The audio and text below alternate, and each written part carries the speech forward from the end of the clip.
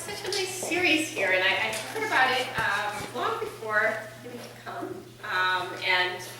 My connection with Peg is through Warren Wilson, and there are a bunch of Warren Wilson students, former students in the audience, which is really fun for me to get to see everyone. So I'm just going to read the first 2 pages of this novel, Unknown Caller. When I was thinking about fever, I thought, oh, I don't have anything, and then I thought, well, fevered emotion, and then I thought, oh, everything I write is fevered emotion, so I'm good to go no matter what I read.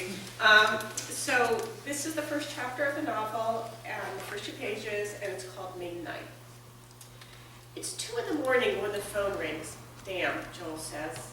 Sweetheart, Daniela groans, meaning nothing particularly tender, just saying the word to put the world on pause while she figures out what's required of her.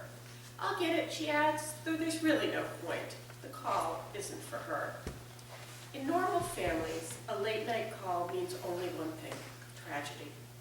A drunken mishap, a car crash, a heart finally giving out, maybe a decapitation or a roadside bomb in the 21st century offering, as it does, an escalating range of horrors. But the Perlmans are not a normal family. When the phone rings at 2 a.m. at their house, it is always her calling, from Geneva, or Paris, or London. They can never be sure where she's taken up residence, only that the call will be long distance and unpleasant. The phone rings a second, then a third time, sounding unaccountably mad, as if gauging the mood of the caller and comporting itself accordingly. Daniela hurries to the dresser where the phone sits.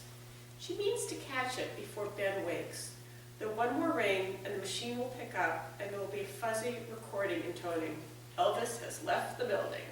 Elvis has left the building." After which Joel's voice will say, "We're not here. You know the drill," after the beep. But of course, electronic barriers do not dissuade this caller. At the sound of the tape clicking on, she will hang up and try again.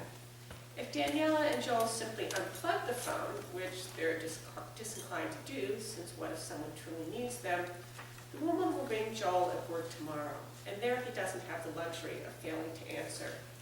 They've tried new numbers over the years, unlisted ones, but she always finds them. "Joel?" the woman on the line inquires, perfectly polite, though Daniela's groggy hello is plainly not male. There was a time when the woman wouldn't speak, no matter who answered. She just hung up and called again. And why, Daniela always wondered? Because she couldn't bring herself to talk? Because her purpose had been merely to bother? No, Daniela says, sleepily now, keeping her voice mild and unsurprised. "I'll get him." It is the only exchange she has ever had with the woman. "Guess who?" she mouths to Joel. The woman, she has a name, Liesel, was Joel's wife for 5 months, 19 years ago. She doesn't call as often as she once did, but now when she does, it isn't to hang up, but to accuse. "Stop yelling," Joel will say. "I don't know what you want from me." Sometimes he just lays the phone in the bed, and Daniela can hear Liesel's angry cries, though she can't make out the words. What does she yell about? Daniela has asked on more than one occasion. What doesn't she yell about? Joel says. "You abandoned me, you don't care, we could be starving and you wouldn't care."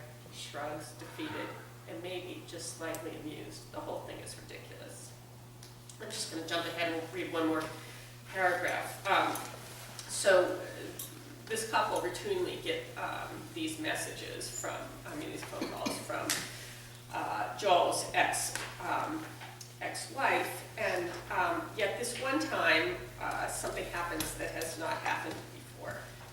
So Joel gets up, he's talking to his ex-wife on the phone. Daniela heads back to bed, and then I'll read this next little section. When Daniela next wakes, it's to Joel shaking her. Her glasses aren't on, so she can't read the red blur that is the digital clock across the room. "Guess what she said?" he asks, and there's something simultaneously eager and cautious in the question. "What?" Liesel says she's sending Itzia here. She says we're taking her for the rest of the summer. "Oh my God," Daniela sits up and says it again. "Oh my God, Joel." Itzia is Joel's 17-year-old daughter. Joel has never seen her, not once, and not for lack of trying.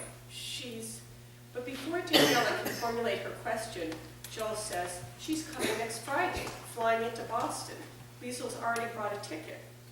Daniela says, trying to absorb this information.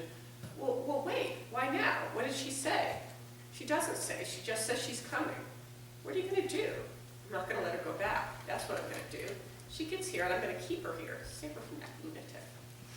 Daniela doesn't think he's serious, but she's not sure. He can't take Itzia from Liesl, of course, and even if he could, the girl is grown now. Still, there is a small part of her that warms to the idea that thinks a second child. Daniela miscarried before she had been a single child, then several times after. Uterine cancer a year ago and the ensuing surgery seems to have sealed Ben's fate as an only child. Daniela thinks about adoption, but Joel is set against it, convinced they'll end up with a child with all sorts of problems. It's the Sunday, 4th of July weekend. In a few hours, Daniela and Joel will get out and shop for the gathering they planned. So this Friday, Daniela says, trying to piece together what must happen now. Can you cancel your patients? I'll have to. I can't send you to pick her up. No, Daniela admits that she wouldn't mind. Joel is always in surgery on Fridays, so she wonders how we will pull this off. There's so much to think through. If Itzia's going to be here for the summer, what will she do? Joel is at work all day, Daniela half days, and they can't just leave Itzia home with nothing to do but feed their 4 chickens. You don't even, how will you, I'm smiling at you, this running joke about chickens. You don't even, how will you recognize her, Daniela asks. That's what I said to Liesl. I said, well, I have to hold up her name, like I'm just her taxi and not her father. And you know what Liesl said? That crazy bitch. You know what she said? She said, you'll recognize her all right. She's a little monster. No. Joel nods. Then that must be it then. They're not getting along. So that's why she's sending her. Joel shrugs. She might be a good mother. Even as Daniela says this, she realizes she has a vested interest in Liesl not being a good mother, and the possibility of being the fairy stepmother, that oxymoron, someone who will rescue Itzia from the horrors of her life. But she's always imagined Itzia's life as less horrible than peripatetic, perhaps appealing for not being stayed. I better get some sleep, Joel says now, and Daniela signals her agreement by pulling up the covers. She has just started to fall asleep again when she hears Joel say, what are we going to tell Ben? Thanks.